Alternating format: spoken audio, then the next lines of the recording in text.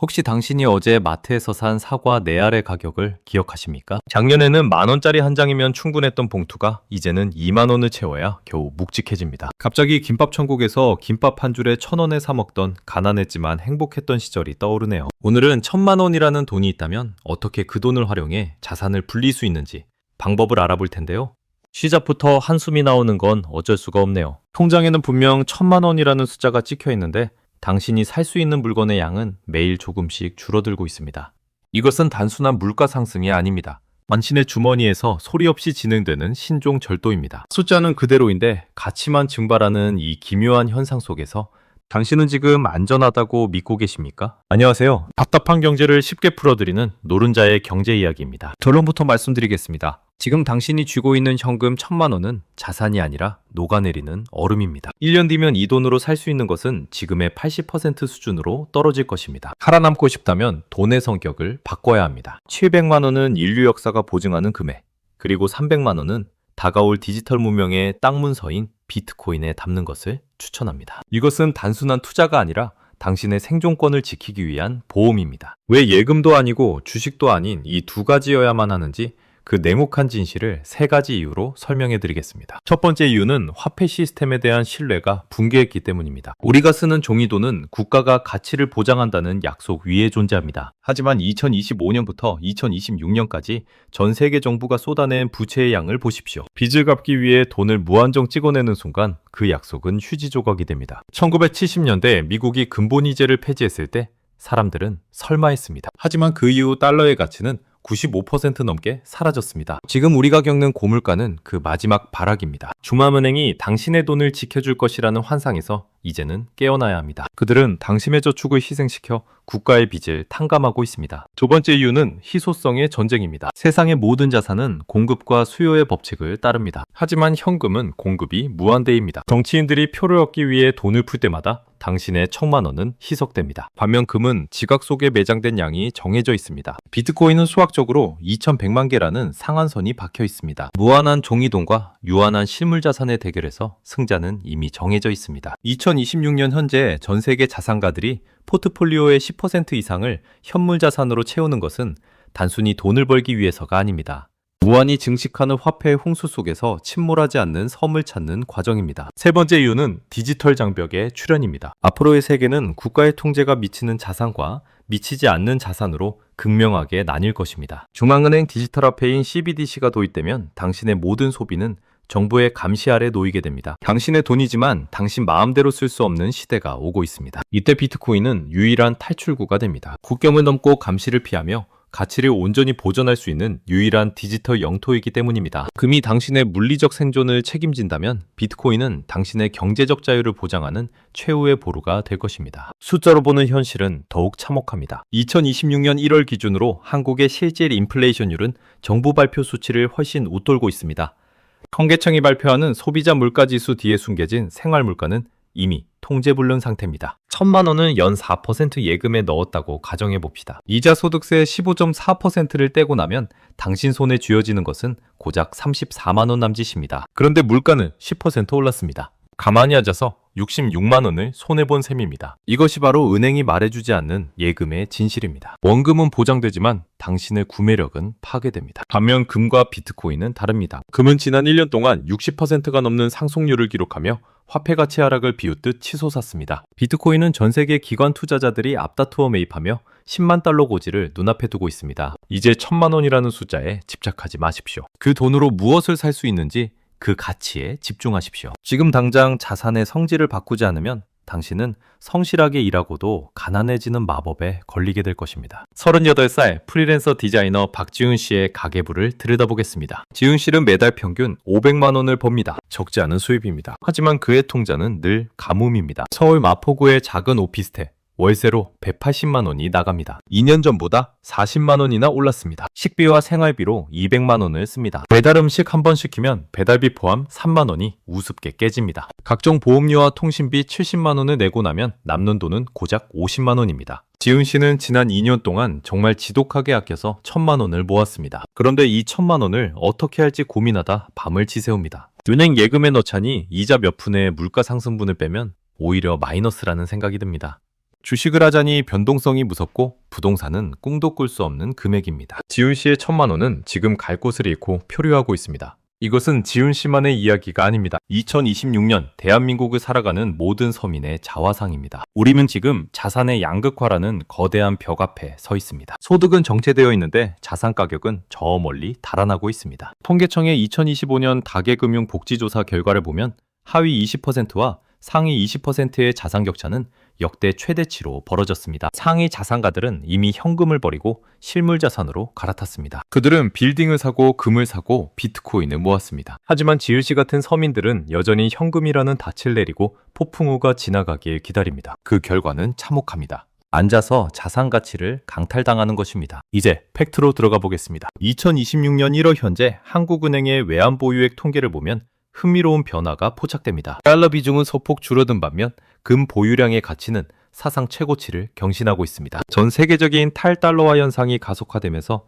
중앙은행들이 안전자산의 정의를 다시 쓰고 있는 것입니다. 국토교통부의 2025년 부동산 실거래가 지수도 보십시오. 지방의 아파트 가격은 정체되거나 하락했지만 서울 주요 입지의 실물 자산 가치는 화폐 가치 하락분을 반영해 오히려 상승했습니다. 이것이 시사하는 바는 명확합니다. 시장은 이미 종이돈보다 눈에 보이고 숫자로 한정된 자산을 더 신뢰하고 있다는 사실입니다. 산업별 영향은 더 노골적입니다. 자동차 시장을 보십시오. 2026년형 국산 프리미엄 세단 가격은 2년 전보다 평균 15% 이상 올랐습니다. 원자재 가격 상승과 화폐 가치 하락이 동시에 반영된 결과입니다. 이제 제네시스 한 대를 사려면 8천만 원에서 1억 원을 줘야 합니다. 불과 몇 년 전만 해도 상상하기 힘들었던 가격입니다. 여행 산업은 어떻습니까? 2025년 하반기부터 해외여행 패키지 가격은 30% 이상 폭등했습니다. 원화 약세가 지속되면서 우리가 누리던 소소한 행복의 비용이 천정부지로 치솟은 것입니다. 외식업계는 이미 서민들의 접근을 거부하고 있습니다. 강남의 한 고깃집 1인분 가격은 이제 4만 원을 육박합니다. 1,000만 원이라는 돈이 시장에서 발휘하는 힘이 과거 500만 원 수준으로 쪼그라들었다는 뜻입니다. 이런 상황에서 지훈 씨가 1,000만 원을 예금에 넣는다는 것은 무슨 의미일까요? 그것은 스스로를 경제적 참호 속에 가두는 행위입니다. 적들의 총알이 빗발치는데 얇은 종이방패 하나 들고 서 있는 꼴입니다. 1,000만 원을 7대3의 비율로 금과 비트코인에 배분하는 전략은 그래서 중요합니다. 금 700만 원은 지훈 씨의 자산이 영으로 수렴하지 않게 막아주는 단단한 지반입니다. 비트코인 300만 원은 지훈 씨가 인플레이션이라는 거대한 파도를 타고 넘어갈 수 있게 해주는 강력한 엔진입니다. 데이터를 더 깊이 파헤쳐 보겠습니다. 2025년 한 해 동안 금 현물 거래량은 전년 대비 45% 증가했습니다. 특히 20대와 30대의 금 매수 비중이 급격히 늘어났습니다. 젊은 세대들이 오히려 더 빨리 깨달은 것입니다. 월급만으로는 집을 살 수 없고 현금만으로는 미래를 설계할 수 없다는 것에 말입니다. 비트코인도 마찬가지입니다. 2026년 초 비트코인 상장지수 펀드 ETF로 유입된 자금 규모는 전 세계적으로 5천억 달러를 넘어섰습니다. 이제 비트코인은 소수의 전유물이 아니라 제도권 금융의 핵심 자산으로 자리 잡았습니다. 지훈 씨의 가계부로 다시 돌아가 봅시다. 만약 지훈 씨가 1년 전 1,000만 원 중 700만 원을 금에 300만 원을 비트코인에 넣었다면 어땠을까요? 2025년 금 수익률 60%와 비트코인의 상승분을 고려하면 지훈 씨의 자산은 지금쯤 1,600만 원을 훌쩍 넘겼을 것입니다. 월세를 내고 생활비를 쓰느라 허덕이던 지훈 씨에게 이 600만 원의 추가 수익은 단순한 돈 이상의 의미를 갖습니다. 그것은 불안한 미래에 대한 심리적 해독제이자 다시 일어설 수 있는 용기를 주는 종잣돈이 되었을 것입니다. 우리는 흔히 투자를 수익률의 게임이라고 생각합니다. 하지만 대붕괴 시대의 투자는 생존의 게임입니다. 내 주머니 속의 돈이 증발하지 않게 꽉 붙잡는 전쟁입니다. 1,000만 원이라는 숫자에 속지 마십시오. 그 숫자가 보장하던 당신의 생활 수준이 무너지고 있다는 사실에 집중하십시오. 지금 당장 금 700만 원과 비트코인 300만 원으로 자산의 성격 자체를 개조해야 합니다. 이것은 선택의 문제가 아니라 시대의 명령입니다. 당신이 이 명령을 거부하는 순간 당신의 성실함은 인플레이션이라는 거대한 구멍 속으로 빨려 들어가 흔적도 없이 사라질 것입니다. 현실은 냉정합니다. 감상적인 위로는 당신의 통장을 채워주지 않습니다. 오직 차가운 수치와 명확한 전략만이 당신을 지켜줄 수 있습니다. 지훈 씨가 겪고 있는 그 답답함의 시체는 바로 화폐라는 덫에 걸려있다는 신호입니다. 그 덫에서 빠져나오는 유일한 방법은 화폐가 아닌 진짜 가치를 지닌 자산으로 갈아타는 것입니다. 7대3의 법칙을 기억하십시오. 이것이 당신의 1,000만 원을 1억 원의 가치로 키우는 첫걸음이자 무너지는 화폐 질서 속에서 살아남는 유일한 탈출구입니다. 이제 본격적인 실전 단계로 들어가겠습니다. 1,000만 원이라는 종잣돈을 어떻게 쪼개고 어디에 심어야 할지 그 구체적인 경로를 그려드리겠습니다. 여러분은 지금 갈림길에 서 있습니다. 한쪽은 안전이라는 이름의 늪이고 다른 한쪽은 변동성이라는 이름의 파도입니다. 우리는 이 두 길의 장점만을 취해 나만의 생존 기지를 구축해야 합니다. 먼저 700만 원을 금에 넣는 가장 스마트한 방법을 알려드리겠습니다. 많은 분이 금이라고 하면 종로의 금은방이나 번쩍이는 골드바를 떠올리십니다. 물론 실물금을 내 손에 쥐고 있는 기분은 특별합니다. 하지만 경제적 관점에서 보면 그것은 매우 비효율적인 선택입니다. 실물금을 사는 순간 여러분은 이미 15% 이상의 손해를 보고 시작하기 때문입니다. 부가가치세 10%와 세공비, 그리고 유통 수수료까지 포함하면 금값이 20% 이상 오르지 않는 한 여러분의 수익률은 마이너스입니다. 그래서 저는 KRX 금시장을 추천합니다. 이것은 국가가 운영하는 유일한 금 현물 시장입니다. 2026년 현재 이곳의 수수료는 0.3% 수준입니다. 금은방보다 30배 이상 저렴합니다. 가장 큰 혜택은 세금입니다. 매매 차익에 대해 세금이 전혀 붙지 않습니다. 금융소득 종합과세 대상에서도 제일됩니다. 여러분이 700만 원어치 금을 사서 1000만 원이 되었다고 해도 세금 한 푼 내지 않고 그 수익을 온전히 가져갈 수 있다는 뜻입니다. 증권사 앱을 켜고 금 현물 계좌를 만드십시오. 그리고 1g 단위로 사모으시면 됩니다. 700만 원이면 현재 시세로 약 70g에서 80g 사이의 순금을 확보할 수 있습니다. 이것은 디지털 숫자로 기록되지만 원할 때 언제든 실물금으로 인출할 수도 있습니다. 다음은 300만 원을 비트코인에 담는 전략입니다. 2026년은 비트코인 투자자들에게 하늘이 주신 기회의 해입니다. 한국의 가상자산 과세가 2027년으로 유예되었기 때문입니다. 해외 주식은 수익의 22%를 세금으로 뜯어갑니다. 국내 주식도 금융투자 소득세의 공포에서 자유롭지 못합니다. 하지만 비트코인은 올해 한 해 동안 무법지대의 혜택을 누립니다. 수익이 1억 원이 나든 10억 원이 나든 세금은 0원입니다. 300만 원이라는 돈이 작아 보일 수 있지만 비트코인의 변동성을 고려하면 이 돈은 1년 뒤 1000만 원이 될 수도 3000만 원이 될 수도 있는 강력한 폭발력을 가지고 있습니다. 왜 하필 7대 3일까요? 이것은 인류가 발명한 가장 완벽한 방어와 공격의 조화입니다. 금은 인플레이션이라는 적을 막아내는 방패입니다. 전쟁이 나고 화폐 시스템이 붕괴해도 금은 그 자체로 가치를 지닙니다. 반면 비트코인은 무너진 시스템 위에서 새로운 부를 창출하는 창입니다. 금이 당신의 자산을 지켜준다면 비트코인은 당신의 자산을 점프시킵니다. 금이 10% 오를 때 비트코인은 100% 오를 수 있습니다. 반대로 비트코인이 50% 폭락해도 금 700만 원이 단단하게 버텨주기 때문에 전체 자산의 손실은 15% 수준으로 제한됩니다. 이것이 바로 부자들이 가장 선호하는 바벨 전략의 핵심입니다. 비교를 위해 1000만 원을 은행 예금에만 넣어둔 사람의 최후를 상상해 봅시다. 연 4% 이자를 준다고 치면 1년 뒤에 1040만 원을 받습니다. 여기서 세금 15.4%를 떼면 손해 지는 것은 1033만 원입니다. 그런데 2026년의 물가 상승률은 이미 이 수치를 한참 앞지르고 있습니다. 빵값이 20% 오르고 기름값이 15% 오를 때 당신의 33만 원 이자가 무슨 의미가 있겠습니까? 당신은 숫자로 된 이자를 받았지만 실제로는 더 가난해진 것입니다. 이것이 은행이 당신에게 가르쳐주지 않는 가혹한 진실입니다. 그들은 당신의 돈을 빌려 자산에 투자하고 당신에게는 가치가 깎인 종이돈 몇 장을 던져줄 뿐입니다. 하지만 금과 비트코인을 선택한 당신은 다릅니다. 당신은 더 이상 중앙은행의 인쇄기 속도에 절망하지 않아도 됩니다. 금값이 온스당 5,000달러를 돌파하고 비트코인이 15만 달러를 향해 달려갈 때 당신의 1000만 원은 시장의 파도를 타고 점점 더 거대해질 것입니다. 2026년의 자산 시장은 네모합니다. 준비된 자에게는 축복의 해가 되겠지만 현금의 망령에 사로잡힌 자에게는 저주의 해가 될 것입니다. 산업 전반의 지형도도 변하고 있습니다. 이제 기업들은 현금을 쌓아두지 않습니다. 테슬라와 마이크로 스트래티지 같은 글로벌 기업들은 이미 비트코인을 예비 자산으로 편입했습니다. 한국의 대기업들도 앞다투어 블록체인 기술에 투자하며 디지털 자산 시대를 준비하고 있습니다. 개인이 이 거대한 흐름을 거스르는 것은 불가능합니다. 파도에 맞서 싸우지 말고 파도 위에 올라타야 합니다. 지금 당장 실행에 옮기십시오. 완벽한 타이밍을 기다리다가 기차는 떠나갑니다. 1000만 원을 한꺼번에 넣는 것이 무섭다면 이번 주에 500만 원, 다음 주에 500만 원씩 나누어 사십시오. 350만 원, 비트코인 150만 원씩 두 번에 걸쳐 매수하는 것입니다. 시장의 소음에 귀를 닫으십시오. 금값이 고점이라는 말, 비트코인이 거품이라는 말은 10년 전에도 20년 전에도 있었습니다. 하지만 그 소음 속에서도 진짜 자산을 모은 사람들은 지금 경제적 자유를 누리고 있습니다. 당신의 1000만 원은 단순한 숫자가 아닙니다.